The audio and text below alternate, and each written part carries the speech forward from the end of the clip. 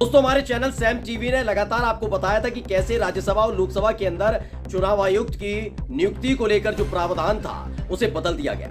3 लोगों का पैनल था, प्रधानमंत्री, मुख्य न्यायाधीश और नेता प्रतिपक्ष, लेकिन उसमें से मुख्य न्यायाधीश को हटाकर कैबिनेट मंत्री को लाया गया, जिसकी वजह से मोदी जी के पसंद के व्यक्ति को चुनाव आयुक्त बनाया जा सके। यानी इन सब का खेला तो हुआ, लेकिन जो खेल संसद के अंदर कानून बनाकर किया जा रहा था उसका असर अब जनता के बीच देखने को मिल रहा है।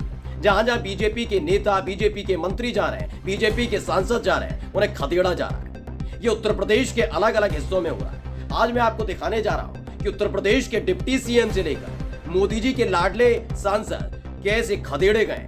कहीं महिलाओं ने घेर लिया तो कहीं लोगों ने घेर लिया, वो वहां खड़े होने लायक तक नहीं बचे थे। नमस्कार, मैं हूं प्रज्वल गौतम और आप देख रहे हैं सैम टीवी। सबसे पहले मैं आपको दिखाऊंगा एक वो तस्वीर जिसे देखकर आप समझ जाएंगे कि अगर कोई खेल नहीं हुआ तो 2024 में उत्तर प्रदेश के अंदर भारतीय जनता पार्टी के साथ क्या होने जा रहा है। सबसे पहले ये वीडियो आप देख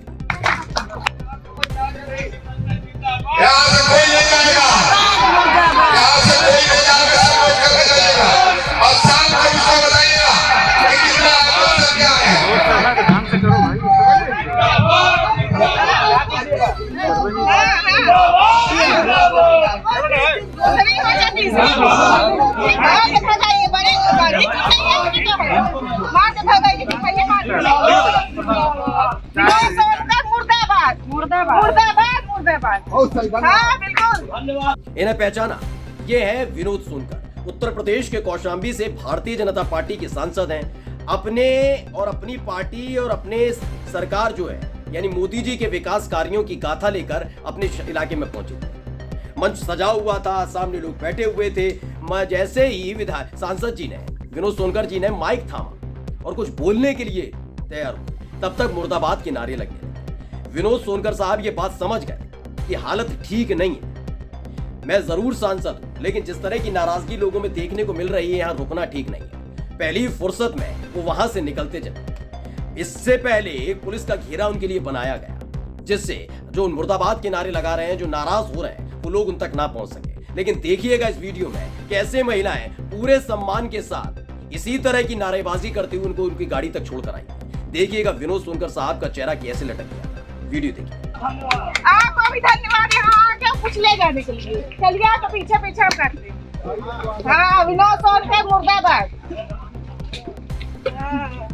इतना अच्छा काम किए हैं तो आपको सम्मानित नहीं करेंगे क्या? हमारी तरफ से घर भर के सम्मानित। आप लोगों को जो भी वृद्धा पेंशन के बाद पेंशन आवास समस्त स्टाफ के स्टॉल लगे हुए हैं। आप लोग अपनी समस्या पैसा मांगे हैं, सब पैसा दे दीजिए, बनवा ले मकान। चलिए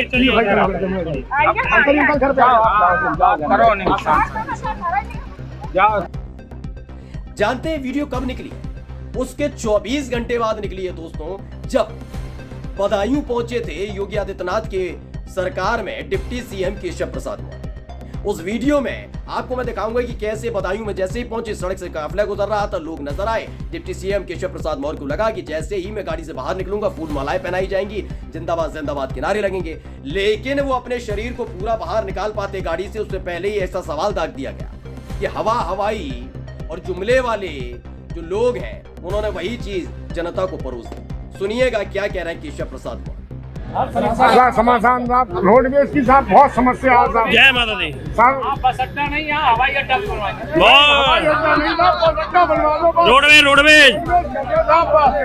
रोडवेज। तो लोगों ने उनसे मांगा था बस अड्डा, उन्होंने कहा सड़क खराब है, बस अड्डा चाहिए, बस अड्डा नहीं है। तो जैसे ये चीजें हुई वैसे ही क्या हुआ, वैसे ही फौरन ही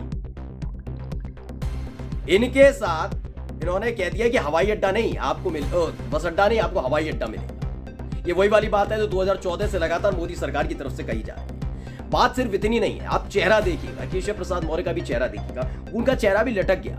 इस बात को लेकर लटका हुआ था कि वो समझ नहीं पा रहे जनता को जवाब क्या दिया जाए। मूलभूत सुविधाओं का आप नहीं दे पाएंगे। एक सांसद होने के नाते, एक मंत्री होने के नाते आपसे सवाल किया जाएगा, आप इधर उधर की बातें करने लगेगी तो जनता आपके साथ यही करेगी। तो हवाई बातें की, गाड़ी में बैठे निकल लिए।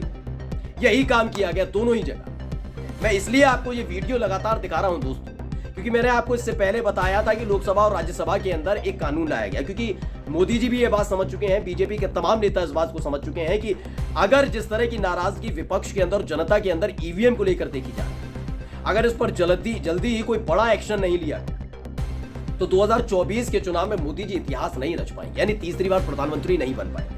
इसके लिए एक विधेयक लाया गया, एक कानून बनाया जा रहा है। फिलहाल वो राज्यसभा और लोकसभा में पास हो चुका है और माना जा रहा है जल्दी कानून बन जाएगा। 2024 का जो लोकसभा चुनाव होने जा रहा है उसमें अगर नियुक्ति होगी चुनाव आयुक्त की, तो वो मोदी जी के इशारे पर ही, और उसके बाद क्या होगा ये बताने की जरूरत मुझे रह नहीं गई। सुप्रीम कोर्ट में आप चुनौती नहीं दे पाएंगे, लेकिन उससे पहले साफ साफ अंदर खाने संकेत दे दिया गया है कि सारी व्यवस्था कर दी गई है। सांसद भी आप बनेंगे, आगे जाकर चुनाव होगा तो विधायक भी आप बनेंगे, मंत्री भी आप बनेंगे, लेकिन उससे पहले जनता से बच के रहना, क्योंकि संसद के अंदर कानून बना देने का मतलब ये नहीं होता कि चुनाव जीत गए। चुनाव जीतने तक आपको जनता से बचकर रहना होगा, क्योंकि करा वरा तो कुछ है नहीं। जहां देख रहे हैं कई महिलाएं दौड़ा रही हैं, कई लोग दौड़ा रहे हैं, जो सवाल पूछ रहे हैं उन सवालों से छिपकर भागना पड़ रहा है। तो फिलहाल भारतीय जनता पार्टी के इन तमाम नेताओं की जमकर फजीयत हो रही है। नमस्कार। सब्सक्राइब करें साम टीवी, क्योंकि हम आ गए हैं अब आपके बीच, दिखाएंगे सत्ता के वादों और अपराधियों के एक एक कारनामे की हकीकत। और हाँ, अगर आपके पास भी हो कोई ऐसी खबर तो कमेंट करके हमें बताएं, क्योंकि बिना डर और दबाव के हम दिखाते हैं हर एक खबर डंके की चोट पर।